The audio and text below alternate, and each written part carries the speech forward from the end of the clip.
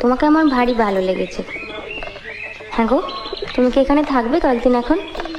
যদি না তোমরা তাড়িয়ে দাও। থাকলে বেশ ভালো হয়। ওই আলমারির কোনো ইংরেজি বই আমি পড়তে পারি না, তুমি থাকলে অন্তত পড়ে শোনাতে পারো। আচ্ছা, এই যে বললে বিহারীবাবুর সঙ্গে তোমার বিয়ের কথা হয়েছিল, হ্যাঁ। সেটা হয়নি বলে তোমার কোনো আফসোস হয়নি? ও মা, আফসোস হবে কেন? ভগবান যা করেন মঙ্গলের জন্য। তাই বুঝি? এই যে বছর না ঘুরতেই বিধবা হলাম, সেটাও মঙ্গলের জন্য? সত্যি।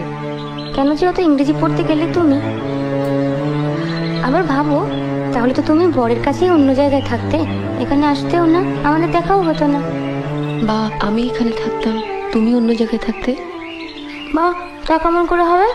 তোমার শাশুড়ি তোমার বরের সঙ্গে প্রথমে আমার সম্বন্ধ করেছিলেন, জানো? তাই বুঝি? তা হলো না কেন? ওই যে বললি, ঈশ্বর যা করেন মঙ্গলের জন্য। ভেবেছিলাম বলবো চলো আমরা সই পাতাই, এখন দেখছি সতীর পাতাতে হবে।